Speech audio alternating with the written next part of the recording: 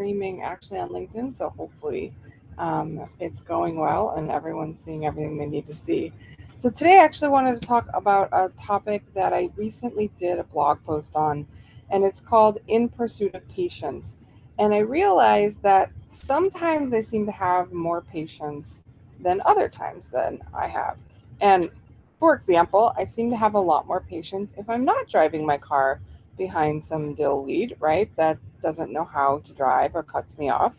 Or I seem to have more patience after I've had a lot more sleep, or I seem to have a lot more patience if someone hasn't already done something to irritate me.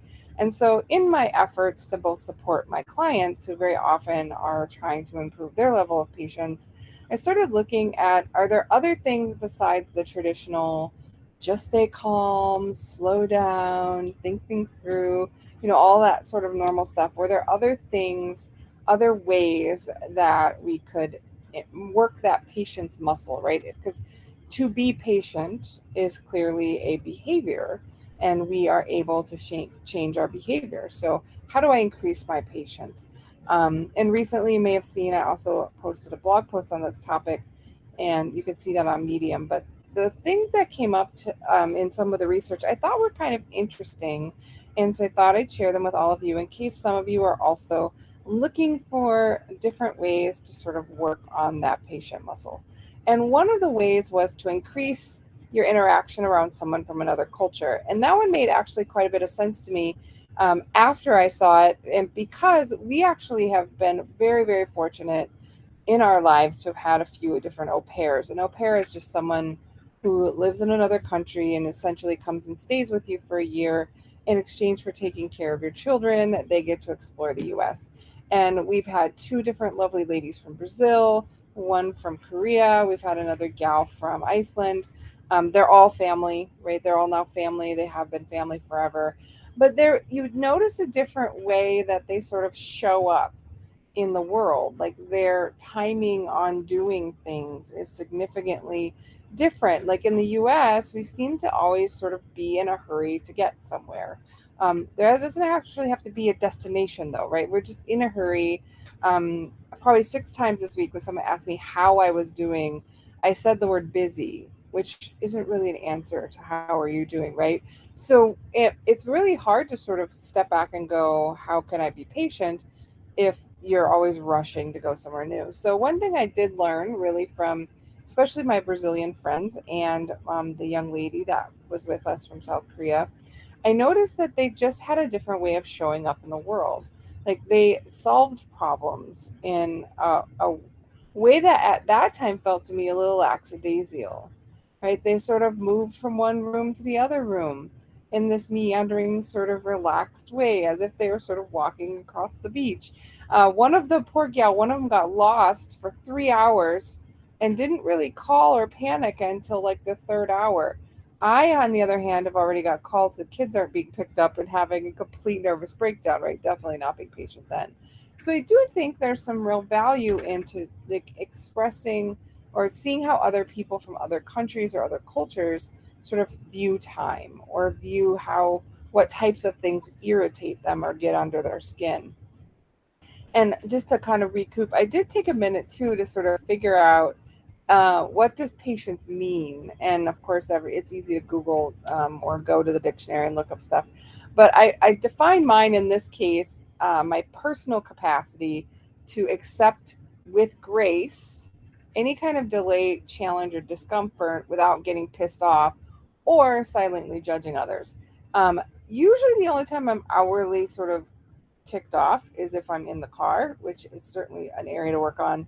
But the idea of not silently judging others really came up a lot for me, especially from some other things that I'm doing with other coaches right now around this idea of trust and trusting yourself and trusting others, and just kind of noticing when we seem to judge ourselves. So if you notice how you think about another person when they're doing things, like when these ladies sort of where they just weren't used to even the idea of fast food, fast everything, microwave ovens. Like they cooked all of their food. Poor gals, a lot of them gained a little weight because we had so much more fast food. And even if we had food in the house, a fair amount of it was like half processed, right? So like good chicken soup for me might still have a can of soup in there, so I don't have to figure out all of the spices. So I remember thinking at first, like, wow, like this, she kind of seems a little bit lazy, like this nonchalant attitude, which of course was me internally judging that they weren't as busy or as active or doing as much as I was. And so while the other, way to sort of experience it more immersively, the idea of being more patient and seeing how others in another culture are doing it is obviously to go there. Now, I would have to say I don't have personal experience of really immersion in another culture, short of going to Canada. And when I was there, they pretty much were very similar to the people in Wisconsin. So, not a big change there. Also, we can be reasonably laid back around here in Wisconsin, but I still think that I can be a bit uptight about things like, road rage or maybe a long line. So another area, so that was the first one, right? Like look at people from another culture and see how they're showing up. The second was learning to distract your little monkey brain. So here's my great example on that one, which is oftentimes if I'm in a really, really long line at the grocery store, and if someone else's kid is screaming versus my kid is screaming, because of course my kid's perfect. I'm kidding. But like you get like irritated, right? Because you're like, oh, I'm still here. Oh, it takes so long. And again, I'm silently judging here. I'm not actually calling anyone any kind of names, or hopefully I'm not rolling my eyes or anything. But for the most part, I'm just kind of a bit annoyed. And I feel like the person in front of you is like packing their groceries like they're some sort of pregnant sloth, and like, oh my gosh, right? And I'm so irritated. I don't know what to do. And I'm like, I don't want to be that person, right? I don't want to be filled with micro road rage while I'm waiting in the line at the grocery store. So one thing you can do is distract your monkey mind, right? Do something else. Like if I see a cute little kid, I might actually talk to the little person. If I see, an inquiring magazine or something, weird that John Travolta did on the latest like magazines on the rack, I'll actually like do things purposefully to keep my mind active and distracted so that I'm not like actively sort of like cursing this family or the person in front of me for essentially having a rough time, right? They're sitting there in a delay and they're struggling too.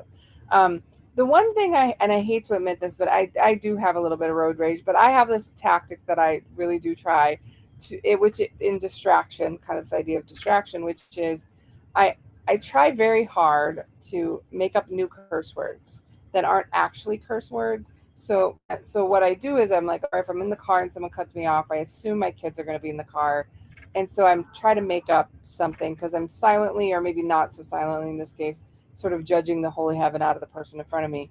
So I'll say something like, oh my gosh, I hate it when the dingleberry head cuts me off. First of all, it makes my kids laugh, which then makes me laugh. And second of all, I'm not swearing because that's not a great way to go across things.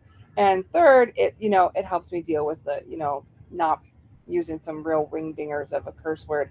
But overall, the point is like if you're really feeling impatient and you're trying past the things like breathe in and out calmly, slow down, be mindful. If you're trying to little like another trick, the second one I would say is find something reasonably distracting. This one I found that I'm mildly skeptical of, but I get the unique scenario with it, which is to be a little bit more mindful or stop manically munching on your food. Instead, actually eat at a more measured pace, chew slowly. I will a bazillion times say that if I chew more slowly, I definitely enjoy the food more. But theoretically, you're supposed to also feel fuller and maybe not eat quite as much. And so, in general, while it may not increase the type of patience I was looking to increase, it does help you develop some patience and avoid overindulging. So if it's easier for you to kind of chew slower so that you don't necessarily have as many chocolate cravings or whatever your favorite food is, um, I'd have to say it was a little bit of a hit, a little bit of a miss here for me in terms of that. I'm still eating Cheetos, but it's certainly an opportunity for others to consider. And then the fourth one, which I love, which is like to laugh, like crack me up, right? So I have to tell you, I think Chewbacca Mom is the funniest thing ever. And every time I hear her, I laugh hysterically. And like it's that special like laugh that comes from your soul. That it means like you totally cannot control it, and I can't stop to laugh my face off. And I have apparently a unique laugh that's that's catching, so then my kids sort of laugh their face off, which I think is adorable.